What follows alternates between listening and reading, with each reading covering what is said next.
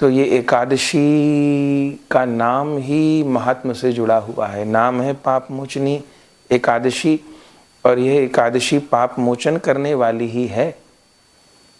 पौराणिक महात्म भी सुंदर है।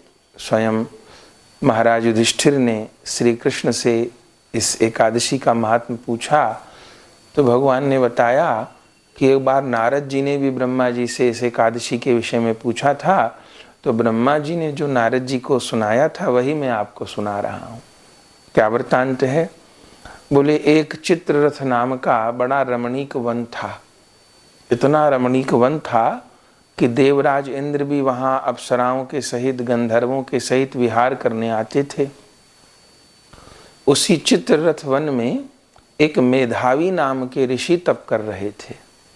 देवराज इंद्र अप्सराओं के साथ में आए और वो तो अपने राग रंग में लग गए, लेकिन मेधावी नाम के ऋषि बहुत माने दत्तचित्त होकर के तपस्या कर रहे थे। इधर एक मंजू घोषा नाम की अप्सरा थी। कामदेव से उनकी शर्त लगी। कामदेव ने कहा कि मैं तुम्हें तब मानूं जब तुम इस ऋषि की तपस्या भंग कर दो। मंजू घोषा ने कहा कि मैं कर दूंगी, और कामदेव का सहयोग पाकर के मंजू घोषा उस मेधावी नामक ऋषि की तपस्या भंग करने में लग गई, अपने हाव भाव साज संगीत के द्वारा, और सफल भी हो गई। मेधावी ऋषि की तपस्या भंग हो गई। उस मंजू घोषा अप्सरा में आकृष्ट हो गए मेधावी ऋषि, और अपनी तपस्या छोड़ करके और पाप कर्म में प्रवृत्त हो गए। लगभग 57 वर्ष तक वो अप्सरा उन मेधावी ऋषि के साथ बनी रही। फिर उसके बाद उसने मेधावी ऋषि को कहा कि मैं तो देवलोक की अप्सरा हूँ और मैं सदा के लिए पृथ्वीलोक पर नहीं रह सकती, अब मैं जा रही हूँ। जैसे उसने जाने का नाम लिया और वो जाने लगी, तब मेधावी ऋषि को ध्यान आया कि हमने तो अपना इसके चक्कर में इतना तप बिगाड़ दिया और इतना हमने जो है अपना जीवन नष्ट कर लिया। तो मेधावी ऋषि को क्रोध आ गया उस अप्सरा के ऊपर, और उसको उन्होंने पिशाचिनी होने का श्राप दिया कि तूने मेरा भजन नष्ट किया, तू पिशाचिनी हो जा।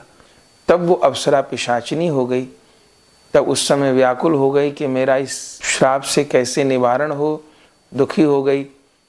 तब मेधावी ऋषि को भी जो है दया आई। तब ये दोनों च्यवन ऋषि के पास गए। तब च्यवन ऋषि ने सारी बातों को सुना, समझा और कहा, अप्सरा से तुमसे पाप तो हुआ है और ऋषि ने क्रोध में आके तुमको श्राप भी दिया है, पर इस श्राप से छूटने का एक ही उपाय है कि तुम चैत्र मास के कृष्ण पक्ष की एकादशी का पालन करो, जिसको पाप मोचनी एकादशी कहते हैं। और ये एकादशी समस्त पापों से मुक्त करने वाली है। तो उस अप्सरा ने भी, मंजू घोषा अप्सरा ने भी, और स्वयं उन मेधावी नाम के ऋषि ने भी इन पाप मोचनी एकादशी व्रत का पालन किया, और परिणाम ये हुआ वो मंजू घोषा अप्सरा तो वापस उसका शाप निवारण हो गया, वो तो वापस देवलोक चली गई, और जो मेधावी ऋषि थे वो पुनः भजन मार्ग में प्रवृत्त हो गए। जो मन में दोष आ गया था वो उनके दूर हो गया, जो पाप आ गए थे वो नष्ट हो गए, और फिर वो साधना करके प्रभु को प्राप्त कर गए। तो ऐसा पाप मोचनी एकादशी का महात्म्य है।